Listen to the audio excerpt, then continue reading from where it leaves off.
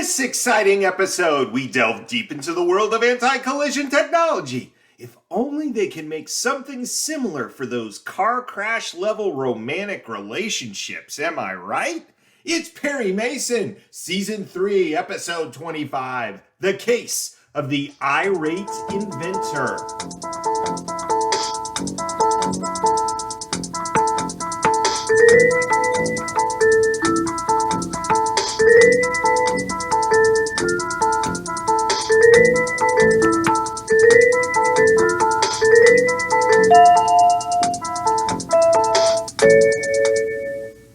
Welcome to the Perry Pod. I'm your humble host, Jonathan Searcy. My purpose here, pretty simple. Offer an audio companion to every episode of television's greatest legal drama, Perry Mason. I plan to record a pod for every episode of this television series, including the made-for-TV movies. We're making our way through the television series by following the original airing order. In this episode, you'll get a plot summary. I give you some trivia before I tackle the episode's theme. Then I give you a Perry Proverb, a pearl of wisdom from the man himself, before we relax at the water cooler, where just like Perry, Della, and Paul, we can discuss the ins and outs of our favorite legal cruise adventures. But first, say it with me, to the law library!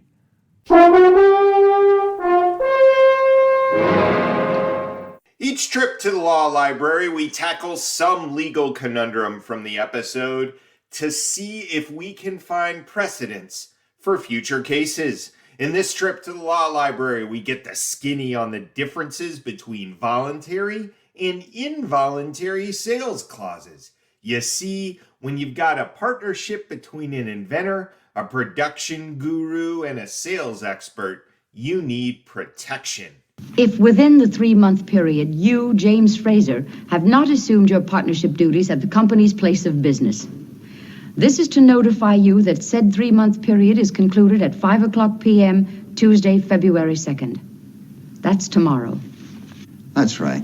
Tell us more, Perry. Quite clear what the involuntary sale clause means, Mrs. Fraser. Well, from what little I know of business practices, it seemed to me that some kind of forfeit is involved. No, not really a forfeit. Gives the other members of the partnership the right to buy out James Fraser's interest. And the registered letter? Puts Fraser on notice and the Hayden brothers on record. Something equivalent from the world of real estate. The year 2006. The place, Florida. A person has a loan to pay for a condominium.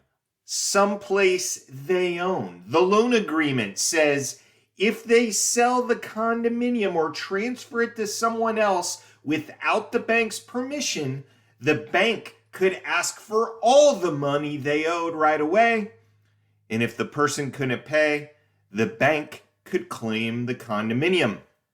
The person lost the condo because they couldn't pay their condo fees, given to the condominium association. And then that condo was sold to an investment company. The person who had the loan didn't ask the bank if it was okay, so the bank said they had to pay the balance of the loan. The investment company said, nay, this isn't fair. The person who had the loan didn't sell the condominium on purpose. But the court ruled the loan agreement didn't say anything about the person who had the loan having to sell the condominium on purpose, aka voluntary sale, and awarded the bank the right to ask for the money. Yikes. Check out the fine print in those contracts, folks. Of course, we'll see what Perry does with the contract as we get to the plot of this episode. The Case of the Irate Inventor. Thelma and James Fraser aren't getting along. Scientist James is packing up and moving out. The reason? Thelma keeps blocking James's car in the driveway. Also, she's been unfaithful. Where have you been all afternoon, Thelma? I had lunch with Lois. I told you. You didn't have lunch with her. Right? I didn't. I was taking care of something. Not something. You've been seeing someone for a long time now.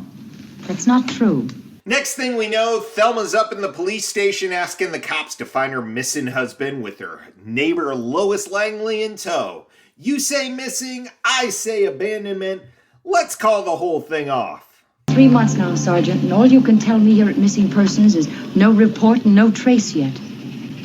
You haven't heard anything, have you, lady? No. No arguments, no warnings. He just disappeared. Look here, Sergeant. If you're presuming this is simply a case of abandonment... Our experience is when they leave this way, ma'am, that's what it is. At Hayden Electronics, we've got more complications. Thelma's arms are romantically draped around another inventor. Ooh, boy. No wonder James was so irate. Next, Thelma gets some straight talk from her husband's business partners, the Hayden Bros. It seems that if James doesn't show back up, and pronto they're gonna buy our boy out of his shares in the company for pennies on the dollar. Then Thelma, our two-timing wife, goes to visit Perry, who agrees to do what he can to help. At 5 o'clock tomorrow afternoon, if your husband hasn't appeared at the factory offices, they can buy him out. For how much? Well, there's a formula in the agreement, arrived at 5 years ago. The valuation of the company is put at $100,000. And they can buy out our 40% for $40,000? That's right. But the company's worth millions, and they're developing an anti-collision device that'll be worth many more millions. Isn't there any way to stop them, Mr. Mason? Well, I don't know. I've only given this document a cursory reading. Meanwhile, Thelma's had it up to here with Lois Langley. Why? She suspects Lois is having an affair with James. Takes one to know one, eh, Thelma? Cut to later that evening where James is returned from seclusion only to find his lab on fire and his wife dead. Lois Langley is mysteriously there too. Huh. Perry visits Fraser in jail, agrees to represent him, then gets to work abusing his power of attorney by selling the company to Della for $1. Now about the check. The amount of $1. Will you please tell me what I'm buying?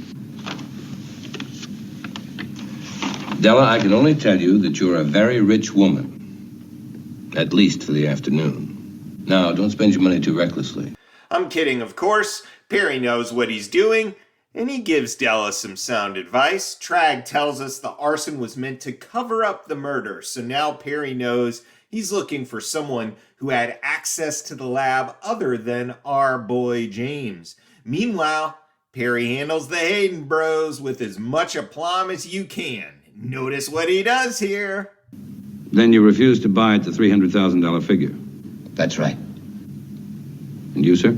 I refuse also, Mason. Lois Langley still spinning webs, and now she's got little inventor Calvin Boone caught. Don't wriggle, Cal, you'll only make it worse. To get rid of Fraser. The company doesn't need him. If you get the last part of that invention. And you want me to get it from Fraser. What if he hasn't got it himself? Well, let's hope he does. What if he hasn't solved the last problem? Or what if he didn't bring it home last night? And what if he did?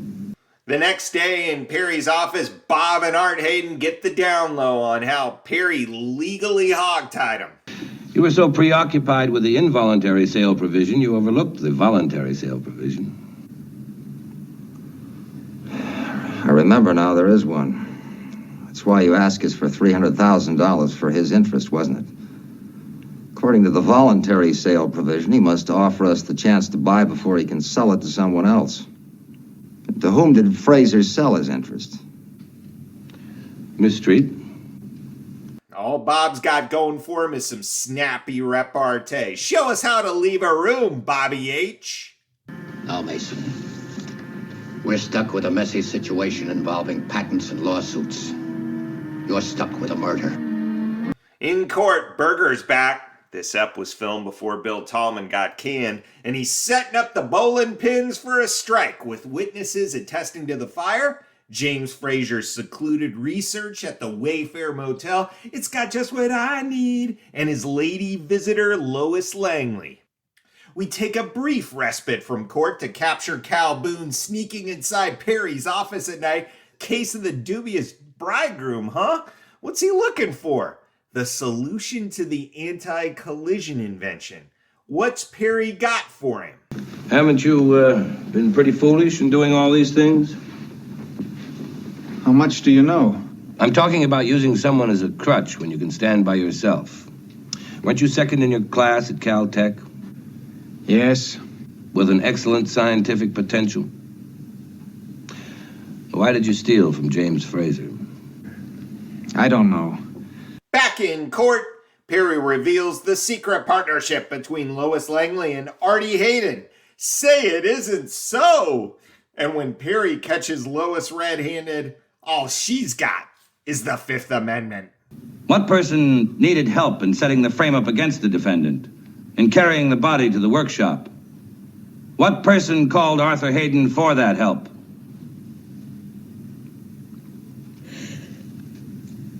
I refuse to answer. On the grounds that it may incriminate me. Old Lois might get off with accidental homicide, we find out. And Della's got to give her shares in Hayden Electronics back. She's such a good sport about the whole thing. Of course, I don't mean to be mercenary. I'll gladly give up my interest for the purchase price. Well, how much? $1. Now, let's get trivial, shall we?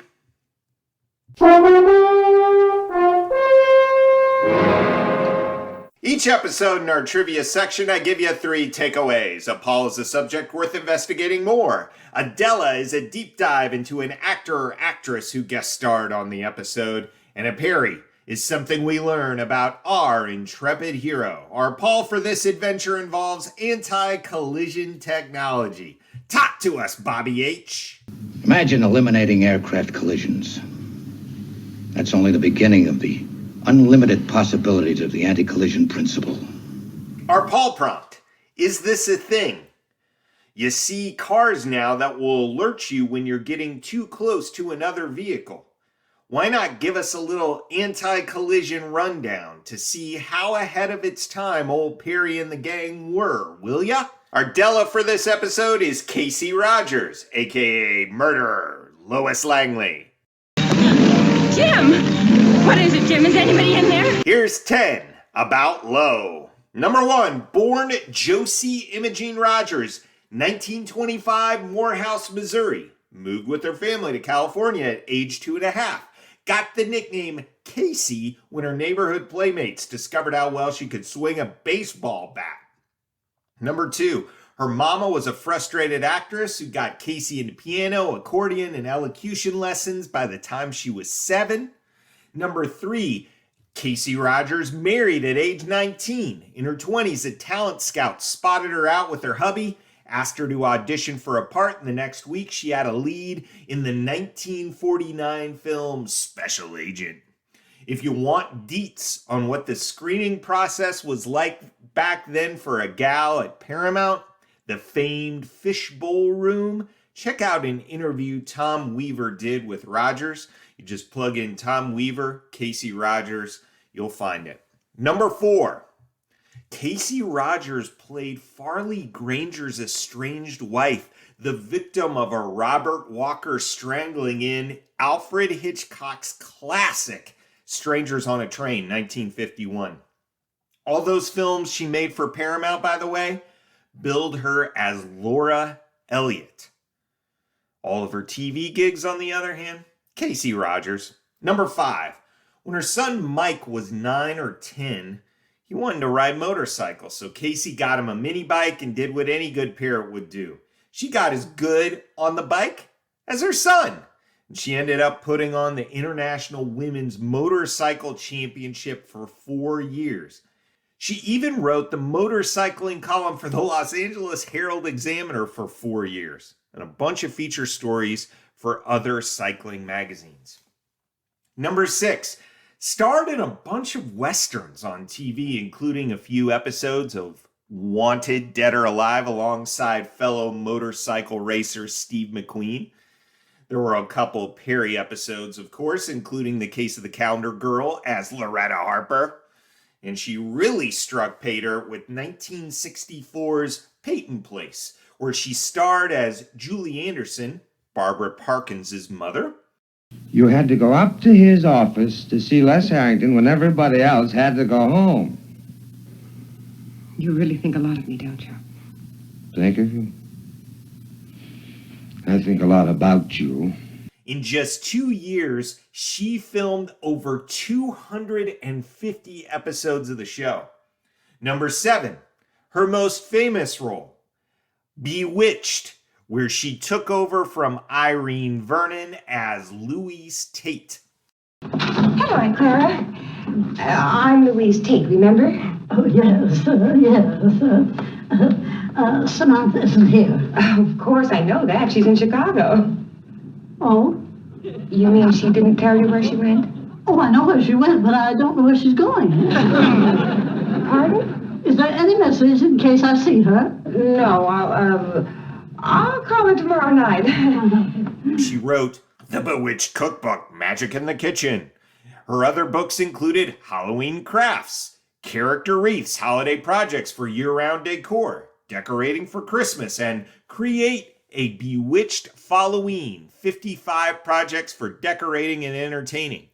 All those were co-written with a dude named Mark Wood, a mega Bewitched fan who came out to California to work on a Bewitched spin-off pilot, Son of a Witch, that was its actual title, and ended up forming a deep friendship with Rogers.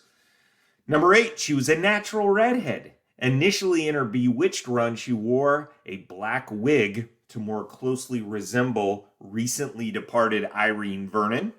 But once she was ensconced in the role, she bid the wig adieu. Also, she won't pick a favorite Darren. Very diplomatic, that Kasey Rogers. Number 9, she was married twice and had 4 kids. That second marriage, one with 3 kids, ended in the 1970s. And number 10, in 2006, Mark Wood reported that Rogers died from complications following a stroke and her battle with throat cancer.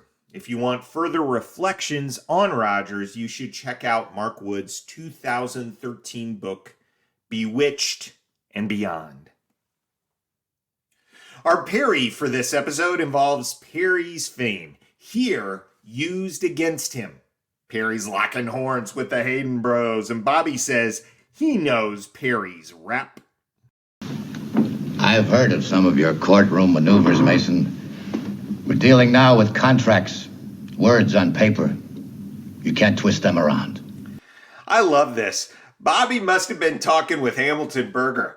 Perry doesn't have to twist words in your own contract, you schnook. You're the spin meister. Note that old Bobby gets his just dessert when Lois Langley says he was the man having an affair with Thelma. Perry would never do that. Our theme for this episode is, you guessed it, collisions.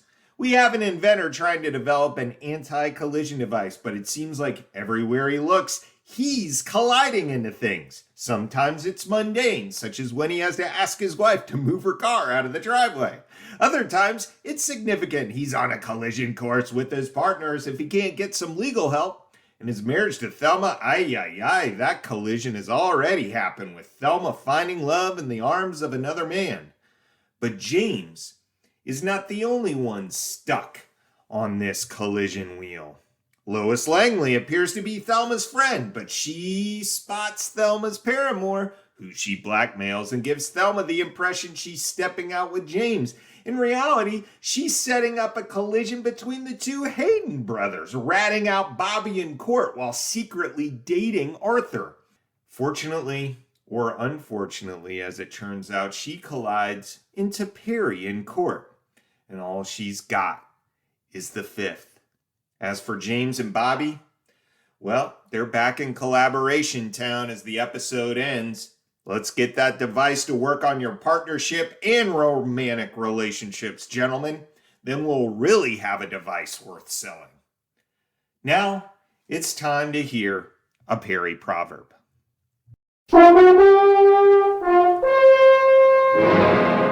Thelma Fraser has come to Perry for help. We know she's up to no good, but that doesn't mean Perry won't do his job well. As soon as she leaves the office, Perry gives Della directions and drops this Perry Proverb gem. Sometimes the mills of the police department grind exceedingly slow. I love the metaphor. A mill. Oh, it's a machine, all right. And sometimes, I love that word sometimes, Perry doesn't engage in hyperbole. It's not always slow, just sometimes. And Perry happens to be the one they call on when that mill's grinding slow. Well, I don't want to overstay my welcome. Let's get that mill grinding smoothly and speedily with a little trip to the water cooler. There is one thing I don't understand.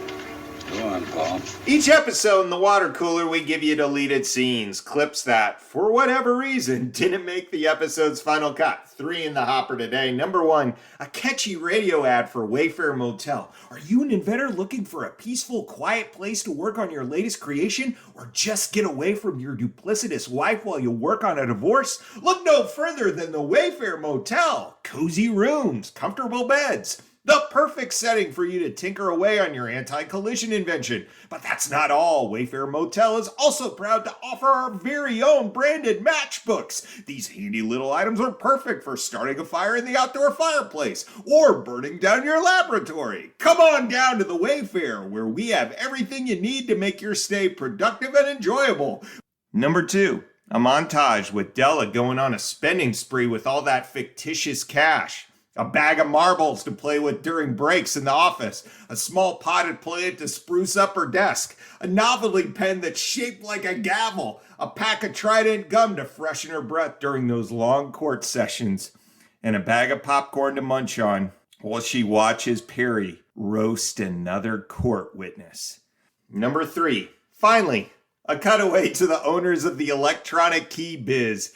Those men who invested in Fraser's invention and thought they were onto something when they finally realize all the publicity this court case has brought their invention is going to sink the business before it even gets out of the dock. Sad trombone. Our Paul prompt from the last episode, we asked, were there any prominent gangsters who left behind ominous outcasts? Not that I could find, but I'm pretty sure they're out there. More prominent in the literature, a host of My Dad Was an Outlaw or Mobster memoirs. Books with titles like Nowhere Girl, No Way Home, Yakuza Moon, and For the Sins of My Father. Check them out. See what you find. Prompt number 2. We asked, was there any more slang out there in the world for a haircut and shave? All I found was scrape the pavement, which is not quite as good as cut the grass. I love that one, but still evocative. My more delightful deep dive came when I started reading about the shave and a haircut 2 bits. That's a rabbit hole. Check that one out. Now, let's get to a listener letter.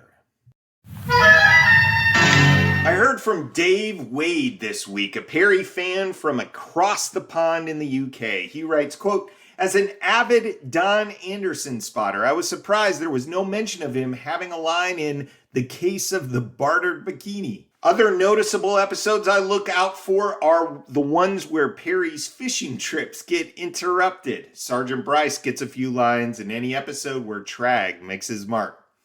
Well, Dave, you're not alone in being a fan of Don Anderson. Hello, Mason. Stuyvesant. Thanks for your note. You made me want to be more diligent about Don Anderson's appearances. He added in a reply, Dave did, quote, as I'm from England, I like to look out for Brits in the US TV shows and see what accents they put on compared to their UK ones. You've already covered Ben Wright. So in the case of The Wayward Wife, I spotted Alexander Davion playing the part of Gilbert Ames. I couldn't work out if he was playing an American or a Brit, as he really didn't have much to say. Not much info on him on IMDb other than the fact that he was born in Paris. I'm sure he's British. I recognized him as he played Scotland Yard Inspector David Keane in Gideon's Way. I love that kind of stuff, Dave. Thanks so much for taking the time to write. What are some smaller features of Perry that you look for? Send me a comment on this episode or the pod in general at theperrypod@gmail.com. Next time, we close out season 3, at least as far as the DVD set goes, with yet another case of disputed parentage. Join us for the case of the flighty father, won't you? Until then, this is Jonathan Searcy saying, keep on walking that Park Avenue beat!